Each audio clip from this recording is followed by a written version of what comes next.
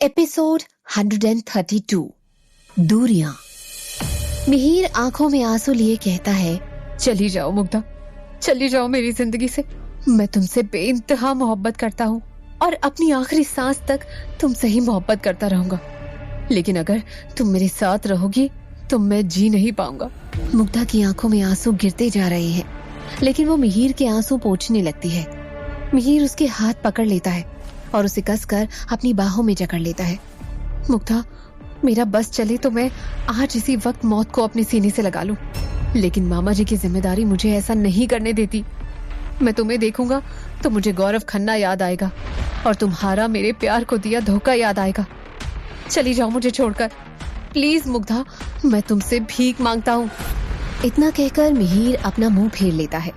ये सुनकर मुग्धा सुध-बुध खोई बस वहीं खड़ी रह जाती है। उसका अपना मिहिर उसे खुद से दूर जाने के लिए उससे भीख मांग रहा है। मुग्धा के हाथ पैर कांपने लगते हैं। उसे यकीन नहीं हो पा रहा होता है कि जो हो रहा है वो सच है या एक बुरा सपना। वो बेंच पर बैठ जाती है। उससे ये दर्द सहा नहीं जा रहा जिसके कंधे पर सिर रखकर वो अपने सारे गम भुला देना चाहती थी। आज उसी ने जिंदगी का सबसे बुरा दर्द उसे देकर अकेला छोड़ दिया। बची हुई रात में मुग्धा उसी बेंच पर उसी जगह बैठी रही और मिहिर आईसीयू डोर से रतन मामा को देखता रहा।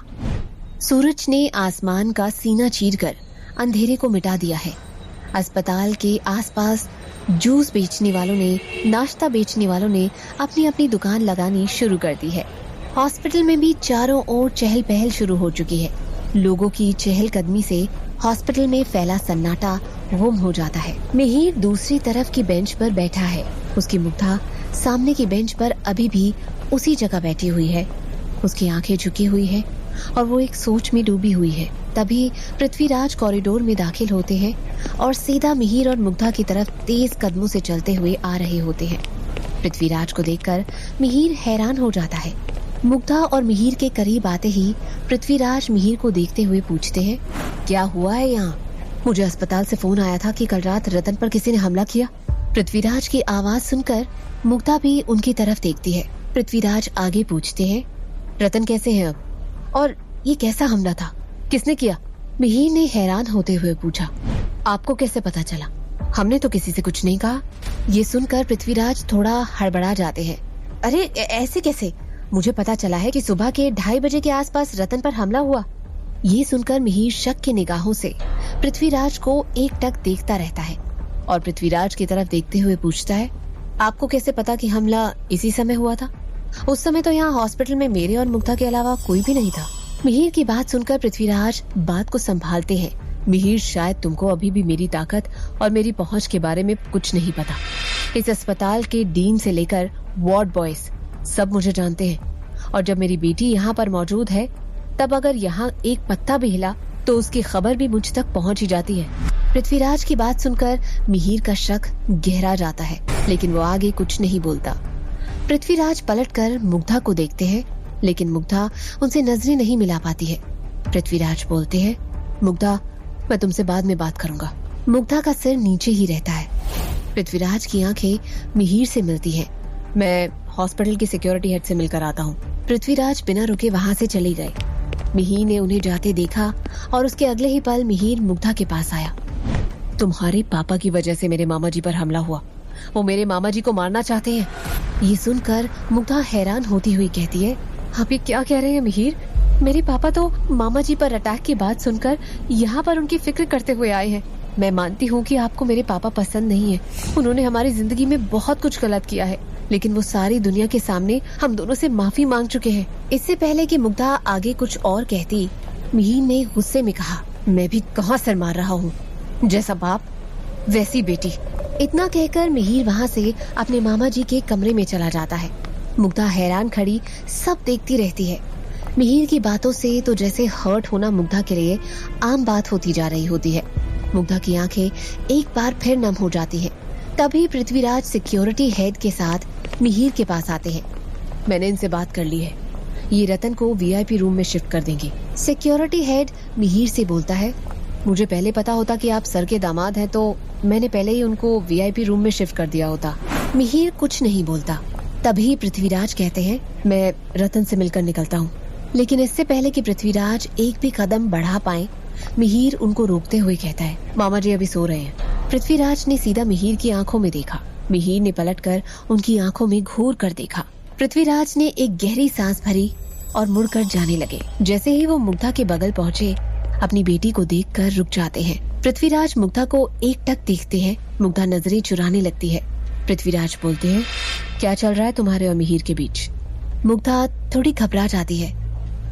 कुछ भी नहीं पापा, पृथ्वीराज कहते हैं। ऐसा मत समझो मुग्धा कि मुझे कुछ मालूम नहीं चलता। मैं तुम्हारा बाप हूँ। मुझे हर पल तुम्हारी खबर मिलती रहती है, भले तुम दुल्हनगढ़ में हो या स्विट्जरलैंड में। मुग्धा घबरा जाती है। पृथ्वीराज मुग्धा को हौसला देते हैं। मुग्धा, चिंता मत करो, सब ठीक हो जाएगा। अब सब ठीक होना ही पड़ेगा, क्योंकि अब मैं जो यहाँ आ गया हूँ। मुग्धा और पृथ्वीराज ने देखा कि इंस्पेक्टर दुर्गा प्रसाद अपने 2-4 आदमियों के साथ उनकी ओर ही आ रहे होते हैं। कोई कुछ बोल पाए उससे पहले ही इंस्पेक्टर दुर्गा प्रसाद ने कहा, मुझे मिहिर ने फोन करके बताया यहाँ पर जो कुछ भी हुआ है, इसलिए मैं अपने 2 आदमी यहाँ पर रतन की सुरक्षा के लिए छोड़कर जा रहा हूँ। और रतन पर जिस किसी ने भी हमला किया है वो अब बचेगा नहीं। तभी मिहिर दुर्गा प्रसाद के पास आ जाता है। तुम चिंता नहीं करना मिहिर, बिल्कुल भी। कुछ ही दिन में वो हमलावर तुम्हारे सामने होगा। दुर्गा प्रसाद ने मिहिर के कंधे पर हाथ रखते हुए कहा, हाँ अंकल, उस शख्स को जितना जल्दी पकड़ेंगे उतना ही अच्छा होगा, नहीं तो पता नहीं वो दरिंदा कितने लोगों को अपना शिकार बना लेगा। मिहिर ने पृथ्वीराज की ओर देखते हुए दुर्गा प्रसाद से कहा। लेकिन पृथ्वीराज या मुग्धा कुछ कह पाते उससे पहले ही इंस्पेक्टर दुर्गा प्रसाद ने कहा, क्या आप में से कोई मुझे ये बता सकता है कि वो हमला करने वाला व्यक्ति दिखने में कैसा था? उसके लंबे नाखून थे और नुकीले दांत। ऐसा लग रहा था मानो वो मामा जी का खून पीकर अपनी प्यास बुझाकर ही यहाँ से जाएगा। और उसकी आंखों का रंग लाल था, जिसे देखकर ऐसा लग रहा था जैसे उसके शरीर का पूरा खून उसकी आंखों में उतर आया हो। मुग्धा ने इंस्पेक्टर दुर्गा प्रसाद को उस शख्स के बारे में बताते हुए कहा। उस शख्स की पूरी जानकारी लेने के बाद इंस्पेक्टर दुर्गा प्रसाद मिहिर, मुग्धा और पृथ्वीराज की तरफ मुखातिब होते हुए कहते हैं, जैसे ही कुछ पता चलेगा मैं आप लोगों को खबर करूंगा। मैं अपनी पूरी कोशिश करूंगा कि उस हमलावर का पता जल्द से जल्द लग जाए। उसके बाद दुर्गा प्रसाद ने अपने दोनों कांस्टेबल्स को आदेश देते हुए कहा, तुम में से एक हर वक्त रतन के कमरे में मौजूद रहेगा और दूसरा हर आने जाने वाले पर नजर रखेगा। दोनों कांस्टेबल ने कहा, जी जनाब। इंस्पेक्टर दुर्गा प्रसाद वहाँ से चले जाते हैं। पृथ्वीराज ने मुग्धा से कहा, अब मैं चलता हूँ मुग्धा, कोई भी जरूरत हो तो मुझे फोन कर देना। पृथ्वीराज जैसे ही आगे बढ़ते हैं, पीछे से मुग्धा ने हिचकिचाते हुए कहा, पापा क्या मैं भी चल सकती हूँ आपके साथ घर? मुग्धा की बात सुनकर पृथ्वीराज हैरानी से मुग्धा को देखते हैं। मुग्धा का गला भर आता है। प्लीज पापा। पृथ्वीराज कुछ सोचते हुए कहते हैं, बिल्कुल मुग्धा, वो तुम्हारा अपना घर है। वहाँ जाने के लिए तुम्हें मुझसे इजाजत लेने की कोई जरूरत नहीं है। पृथ्वीराज ने मुग्धा का हाथ पकड़ा और अपने साथ उसे खींचते हुए बाहर ले जाने लगे। मिहिर पीछे से मुग्धा को जाते देख रहा है। वहीं पर पास में फ्लोर साफ कर रहे कर्मचारी के ईयरफोन में बज रहे गाने की हल्की हल्की आवाज सुनाई दे रही है। 2 पल रुका ख्वाबों का कारवां और फिर चल दिए तुम कहां हम कहां। मुग्धा पलटकर मिहिर की ओर देखती है, लेकिन मिहिर जल्दी से अपनी नजरें फेर लेता है। गाना आगे सुनाई देता है, 2 पल की थी ये दिलों की दास्तां और फिर चल दिए तुम कहां हम कहां। मुग्धा की आंखों में आंसू भरते जा रहे हैं। जैसे जैसे वो मिहिर से दूर जा रही है, वो खुद से बोलती है, मिहिर रोक लीजिए मुझे, वरना मैं आपसे इतनी दूर चली जाऊंगी कि शायद कभी लौट ही ना सकूं।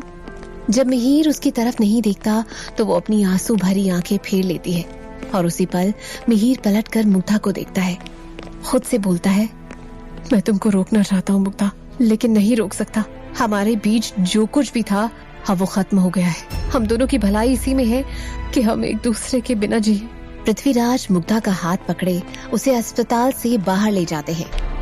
मुग्धा को गाड़ी में बैठकर ऐसा लग रहा होता है जैसे आज सब कुछ पीछे छूट रहा हो। मिहिर का साथ, मामा जी का प्यार, वो सारे खूबसूरत लम्हे, वो पल मुग्धा को ऐसा लग रहा होता है जैसे आज सब कुछ उसका साथ छोड़ रही है। थोड़ी दूर जाते ही मुग्धा पृथ्वीराज से कहती है, पापा थोड़ी देर के लिए मुझे मिहिर के घर जाना है, कुछ काम है, क्या आप ले चलेंगे प्लीज?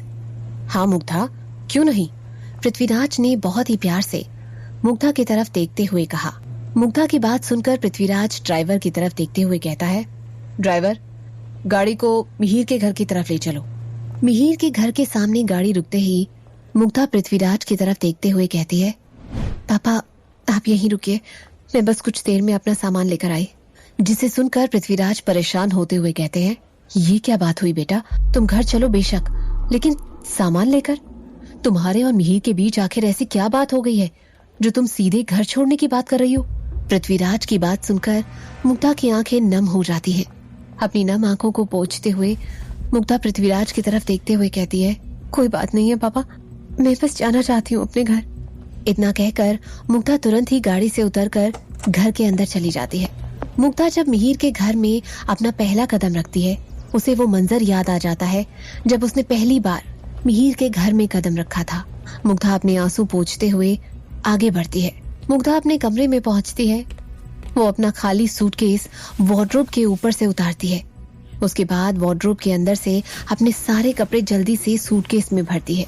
मुग्धा बिना रुके बस रोए ही जा रही होती है और अपने कपड़े सूटकेस में ठूसती जा रही है। मुग्धा सूटकेस उठाकर कमरे से निकलने लगती है, लेकिन उसके कदम रुक जाते हैं। वो कमरे में हर तरफ देखती है। उसे वो सारे पल जो उसने मिहिर के साथ वहां गुजारे हैं याद आने लगते हैं।